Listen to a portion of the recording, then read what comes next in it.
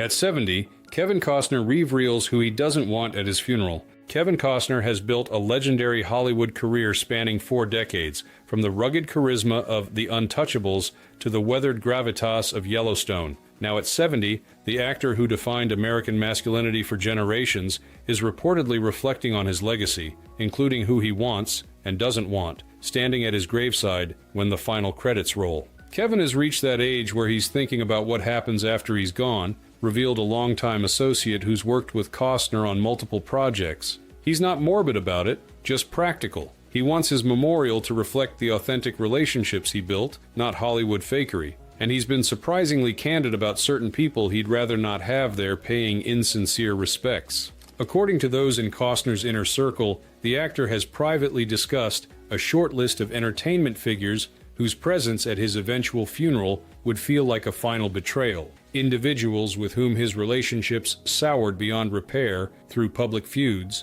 private betrayals, or bitter professional disputes. Kevin believes in forgiveness, explained a former production partner, but he also believes in authenticity. The idea of certain people showing up to his funeral for publicity or to pretend there was a relationship that didn't exist genuinely bothers him. He's told friends, "If they didn't respect me in life, they don't belong at my funeral." Tonight, we reveal the 6 individuals who Kevin Costner reportedly doesn't want anywhere near his final farewell. A revealing glimpse into the grudges, tensions, and broken relationships that have marked his otherwise triumphant Hollywood journey. You were great. Thank you. You were great.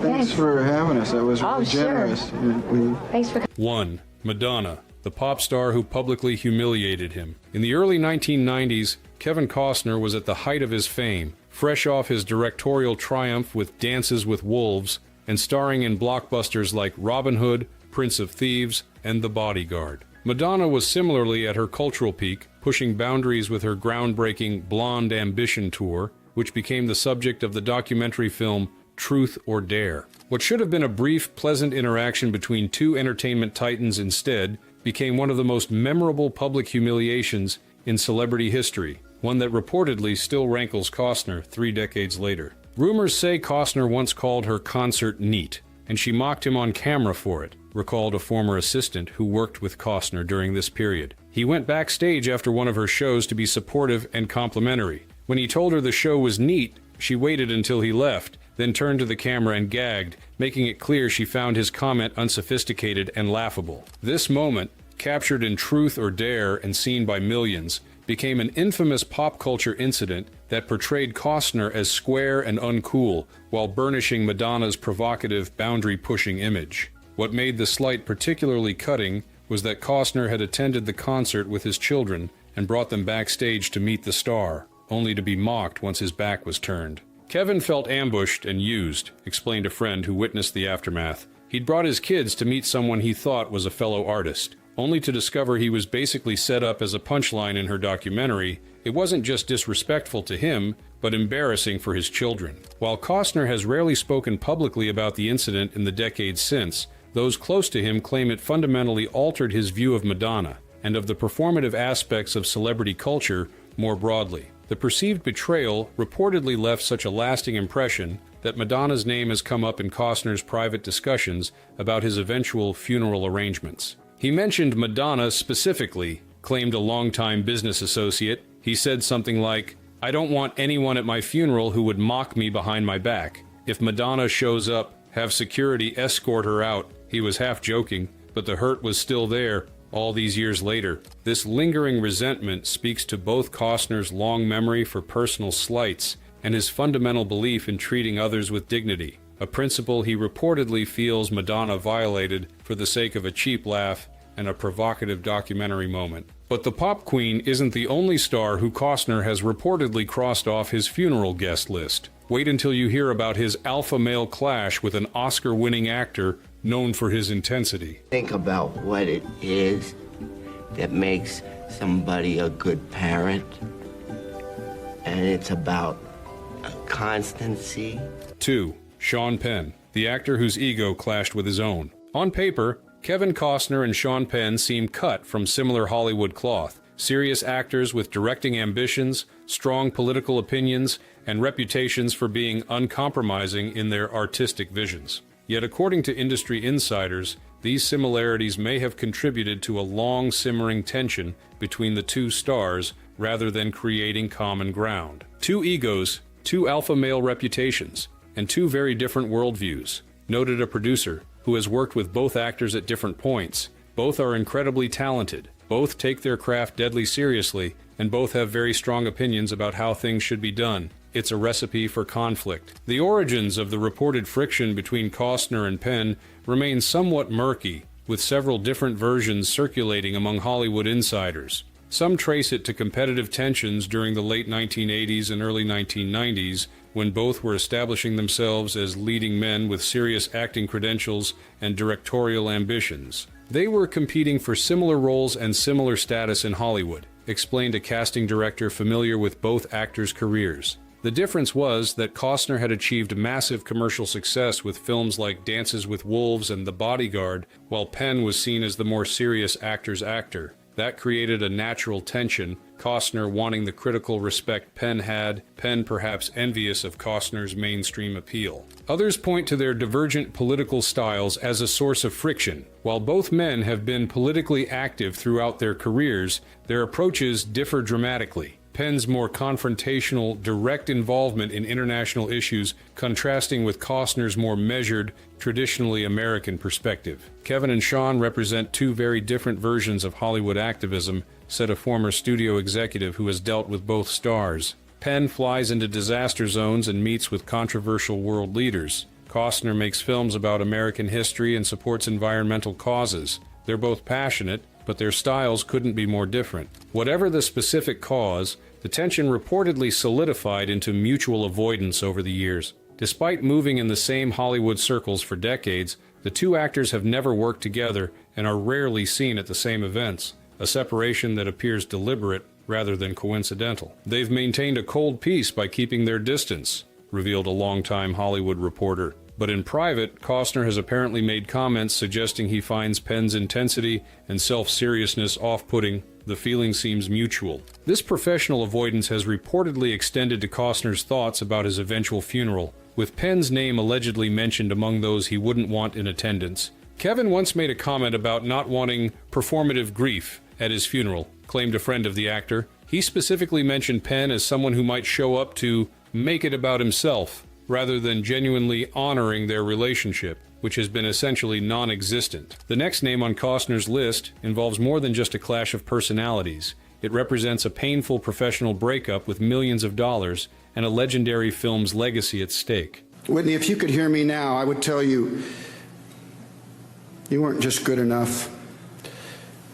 You were great. You weren't just pretty. You were as beautiful as a woman could be. And people didn't just like you, Whitney. They loved you. Third, Whitney Houston's estate, the legacy that turned litigious. The Bodyguard wasn't just one of the biggest box office hits of the 1990s, it was a cultural phenomenon that produced the best-selling soundtrack of all time and cemented both Kevin Costner and Whitney Houston as global superstars. The film's success created a bond between the two performers that Costner spoke about movingly at Houston's funeral in 2012, delivering one of the most heartfelt eulogies for his former co-star. Yet, according to those familiar with the situation, Costner's relationship with Houston's estate in the years following her death has been far more complicated and contentious. So much so that representatives of her estate have allegedly landed on his not welcome funeral list. After The Bodyguard, their relationship reportedly soured over sequels and control, explained an entertainment lawyer familiar with the situation. For years, Costner had been developing a concept for a sequel to The Bodyguard. After Whitney's death, those efforts continued, but with increasing friction between Costner and the executors of Houston's estate. The reported conflict centered around creative control, financial considerations, and the appropriate use of Houston's image and legacy in any potential sequel or reboot. While Costner allegedly believed he was honoring their artistic partnership and her memory, some representatives of Houston's estate apparently viewed his efforts as self-serving or insufficiently respectful of her unique contribution to the original film's success. Kevin felt he was protecting their shared legacy, said a former business associate involved in the discussions. He had specific ideas about how a sequel should honor Whitney's character and performance. But as negotiations with her estate representatives progressed, things apparently became increasingly adversarial. The situation reportedly culminated in heated exchanges and ultimately a breakdown in communication, a particularly painful outcome for Costner, who had genuinely mourned Houston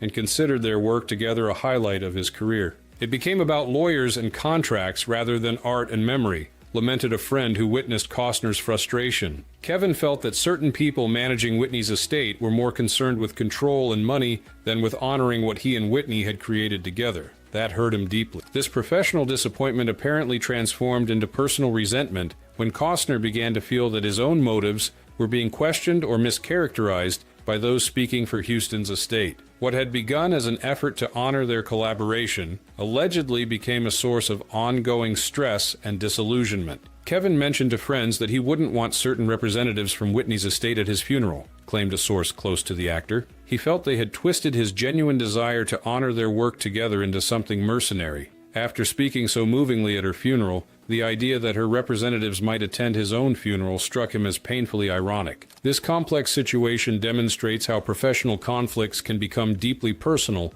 especially when they involve the legacy of someone no longer able to speak for themselves. For Costner, the reported tension with Houston's estate represents not just a business disagreement, but a painful coda to what had been one of his most meaningful professional relationships. Professional disappointments can cut deep, but sometimes the most lasting wounds come from those who were once close collaborators. The next name on Costner's list involves a respected co-star in a Western movie that brought old-fashioned tensions to the set. We don't much like being here, but a man's got a right to protect his property and his life, and we ain't letting no rancher or his lawman take either. 4. Robert Duvall, the co-star, and clashing creative vision. In 2003, Kevin Costner directed, produced, and starred in Open Range, a critically acclaimed Western that many consider one of his finest films. Alongside him was Robert Duvall, the legendary actor whose performances in classics like The Godfather, Apocalypse Now, and Lonesome Dove had established him as one of America's greatest actors, particularly in the Western genre. On screen, their partnership yielded powerful results. Behind the cameras, according to Hollywood insiders, their relationship was far more complicated and ultimately damaging. Former Open Range co-star who allegedly clashed with Costner behind the scenes over directing choices, revealed a crew member who worked on the film. What audiences saw was two masterful performances. What we saw on set was a fundamental clash of approaches that created significant tension. The reported conflict stemmed from different creative philosophies. Costner, serving as both director and star, had a specific vision for the film, a contemplative, visually striking Western that took its time developing characters and building toward its climactic gunfight. Duvall, with his own extensive experience in Westerns and strong opinions about the genre, allegedly had different ideas about how certain scenes should be approached. Western legend versus Western legend. Old school ego war, summarized a producer familiar with both actors. Duvall isn't just an actor, he's an institution with very clear ideas about his craft. Costner was directing what he considered his definitive Western. When those visions didn't align perfectly, sparks flew. The specific points of contention reportedly ranged from character motivations to pacing to the practical aspects of filming certain scenes. While both men maintained professional demeanors, those on set described an increasingly strained relationship as production progressed. They were never openly hostile, clarified an assistant director from the film. It was more a cold tension, lots of terse conversations, suggestions that weren't taken well, and an overall sense that they had fundamentally different approaches. You could feel Costner's frustration when Duvall would push back on his direction. What made the situation particularly difficult for Costner was his deep respect for Duvall as an actor, a respect that reportedly made the creative conflicts all the more disappointing and personally hurtful. Kevin had idolized Duvall's work, explained a longtime friend of Costner. Having him in the film was initially a dream come true. The fact that the experience didn't live up to those expectations was a real blow. It wasn't just a difficult working relationship, it was the shattering of an illusion about someone he had greatly admired. While both actors have been publicly respectful when discussing the film in subsequent years, Those close to Costner claim the experience left a lasting impression, one significant enough to influence his thoughts about who would be welcome at his eventual funeral. Costner mentioned Duvall in the context of people who didn't respect his vision, claimed a confidant. He said something along the lines of, "I don't want anyone at my funeral who didn't respect me enough to trust my direction." It wasn't bitter, more resigned, the disappointment still evident years later. This lingering tension speaks to the personal investment Costner makes in his directorial projects and how deeply he feels what he perceives as challenges to his artistic vision, especially from those he had previously admired. Sometimes the most bitter feuds emerge not from old Hollywood, but from the newest chapter in a legendary career. The next name on Costner's list involves television's biggest modern Western and a spectacular fallout that made headlines worldwide. Perhaps you will file these away and lean on them as well and achieve your... 5. Taylor Sheridan, the modern feud that ended an empire. In 2018, Kevin Costner surprised Hollywood by signing on to star in Yellowstone, a television series created by Taylor Sheridan for the relatively new Paramount network. The show became a cultural phenomenon, reaching viewership numbers rarely seen in the modern fragmented television landscape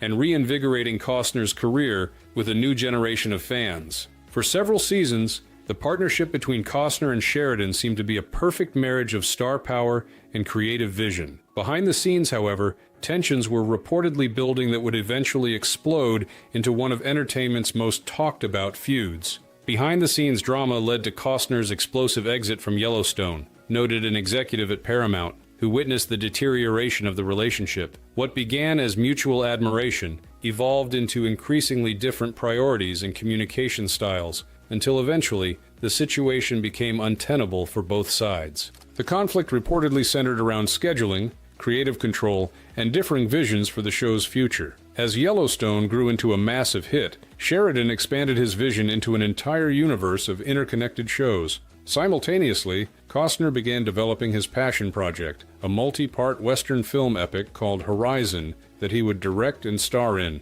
These competing priorities created a perfect storm, explained a producer familiar with both projects. Sheridan needed Costner available for his increasingly ambitious Yellowstone filming schedule. Costner was committed to making Horizon, a project decades in the making. Something had to give. The situation allegedly deteriorated through a series of miscommunications, scheduling conflicts, and increasingly public disagreements about Costner's availability and commitment to Yellowstone. What had been a private professional disagreement spilled into the public arena, with leaks to entertainment media creating a narrative that damaged both parties' reputations. Things got ugly in a very public way, said a longtime Hollywood reporter who covered the fallout. Sources from both camps were feeding different versions of events to the press. Costner was portrayed as difficult and uncommitted to the show that revitalized his career. Sheridan was characterized as demanding and unreasonable. The truth, as usual, was somewhere in between. The conflict ultimately resulted in Costner's departure from Yellowstone, leaving the hit show's future in question and generating disappointment among millions of fans. For Costner, beyond the professional implications, the situation reportedly felt like a personal betrayal, a sentiment that has apparently extended to his thoughts about his eventual funeral. Kevin mentioned Sheridan specifically when discussing people he wouldn't want at his funeral, claimed a close associate. He felt the narrative that emerged painted him as ungrateful or difficult, when from his perspective, he was simply trying to honor all his professional commitments while pursuing his passion project. The way it all played out in public felt like a betrayal of what had been a mutually beneficial relationship. This modern feud, still fresh in the public consciousness, represents a particularly painful chapter for Costner, one where a career-revitalizing collaboration ended in acrimony and public recriminations, tarnishing what should have been a highlight of his later career. The final name on Costner's list involves one of Hollywood's biggest female stars and a series of mysterious missed collaborations that have fueled speculation for decades. Life that I've built with my husband, the life that we've built. 6. Julia Roberts, the superstar collaboration that never happened. In Hollywood's upper echelon of stardom, few names shine as brightly as Kevin Costner and Julia Roberts. Both achieved extraordinary fame in the late 1980s and early 1990s, becoming defining movie stars of their generation. Yet despite their parallel trajectories and seemingly natural on-screen potential, the two have never appeared together in a film, a curious absence that industry insiders claim conceals a complex and frosty relationship. Never confirmed, but they were supposed to work together multiple times, and projects kept collapsing, revealed a veteran casting director who has worked with both stars. In Hollywood, when two major stars repeatedly circle projects together but never actually make a film, it usually means there's a story there, often one neither side wants to tell publicly. According to those familiar with the situation, Costner and Roberts were attached to several potential projects throughout the 1990s and early 2000s, including romantic comedies, thrillers, and dramatic films that seemed perfectly suited to their respective star personas. Each time, the collaborations fell apart for reasons that were never fully explained publicly. High profile, unexplained silence, what really happened, energy, summarized a former studio executive who was involved in one of the failed projects. Their teams would engage, negotiations would progress, sometimes even press announcements were drafted, then suddenly, everything would collapse. After it happened multiple times, people started to wonder what was really going on. The specific source of the tension remains something of a Hollywood mystery, with multiple theories circulating among industry insiders. Some suggest it began with a disagreement over billing or compensation during early negotiations. Others point to conflicting creative visions for the projects they considered. A few hint at a personal interaction that left a lasting negative impression. Something happened between them, but both camps have been remarkably disciplined about keeping it private, noted a publicist who has worked with several major stars. In an industry where everything eventually leaks, the silence around Costner and Roberts is unusual and telling. Whatever the cause, the reported tension has apparently persisted for decades, with the two stars maintaining a polite but distant relationship in public while carefully avoiding any professional collaboration. This long-standing avoidance has allegedly extended to Costner's private thoughts about his funeral arrangements. Kevin made a comment about not wanting people at his funeral who had rejected opportunities to work with him, claimed a friend of the actor. Julia's name came up specifically. He said something like, "If she didn't want to make a movie with me when I was alive, I don't need her at my funeral pretending she cared." This lingering resentment speaks to both the mysterious nature of their non-relationship and Costner's apparent sensitivity about perceived professional rejections. For someone who has built his career on strong partnerships and collaborative filmmaking, the persistent failure to work with one of his generation's defining actresses seems to represent a particularly meaningful absence. Not what happened, not cut out. I'm saying when I got the job and I'm driving home on the freeway. The price of principles in Hollywood. The 6 individuals who reportedly would not be welcome at Kevin Costner's funeral represent different aspects of a Hollywood career spanning more than 4 decades. Different types of disappointment, betrayal, and disillusionment that have shaped Costner's understanding of the entertainment industry and his place within it. From Madonna's public mockery to Taylor Sheridan's recent professional fallout, from Sean Penn's alpha male rivalry to the complex tensions with Whitney Houston's estate, these relationships reveal the personal costs of maintaining principles and expectations in an industry often lacking both. Kevin has always been guided by a clear moral compass, explained a director who has worked closely with him on multiple projects. He has strong beliefs about how people should treat each other, with respect, honesty, and professionalism. When someone violates those principles, it cuts deep for him, and he doesn't easily forget or forgive what he perceives as character-revealing behavior. This uncompromising approach to relationships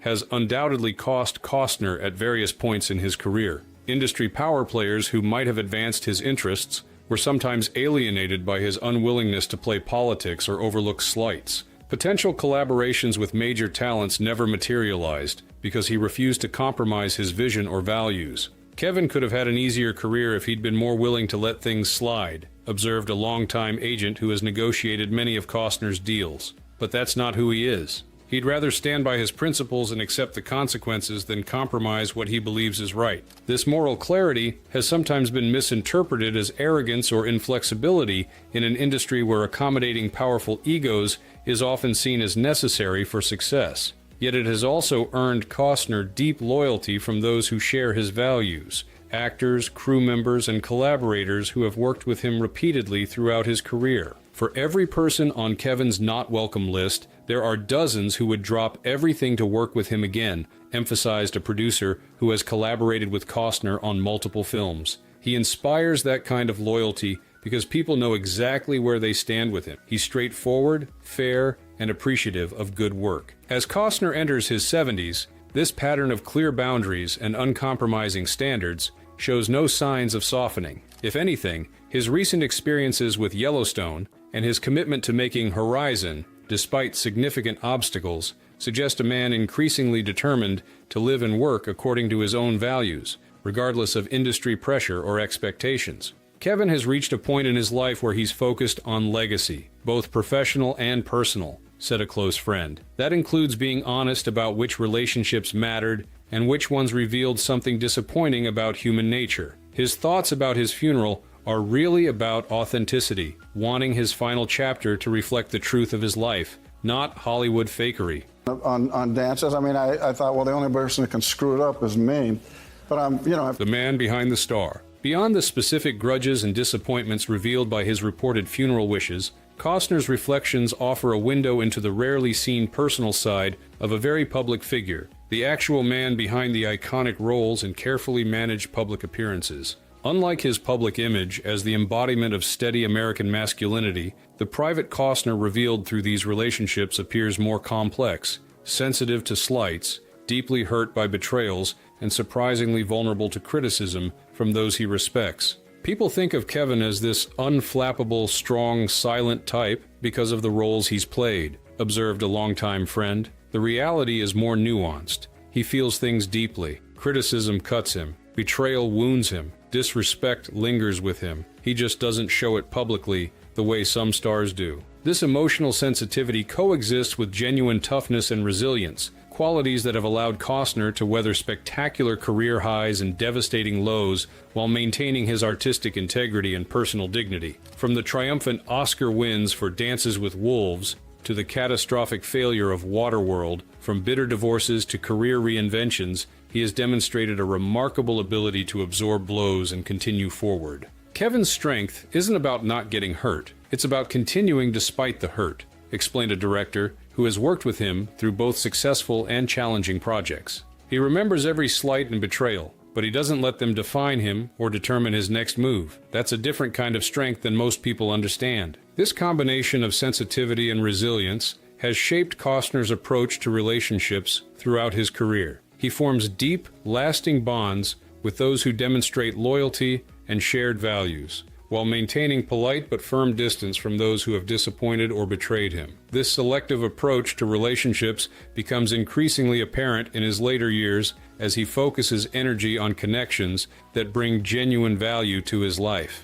As Kevin has gotten older, he's become more intentional about where he invests emotionally, noted a colleague from recent years. He doesn't have time for fake Hollywood relationships or people who've shown their true colors in negative ways. His thoughts about his funeral reflect that clarity, wanting to be surrounded, even symbolically at the end, by people who genuinely cared about him rather than those who might attend for appearances' sake. In this context, Costner's reported not welcome list represents not pettiness or grudge-holding, but a kind of final authenticity, a desire for his last earthly gathering to reflect the genuine connections and honest relationships that defined his life rather than the performative aspects of celebrity that he has increasingly rejected. Kevin has always seen beyond Hollywood illusions, concluded a friend of many decades. He's built a remarkable career while maintaining a clear-eyed view of the industry's artifice. It makes perfect sense that he'd want his funeral to be equally authentic, attended by people who truly knew and valued him, rather than those who might show up for the cameras or to rewrite a complicated history.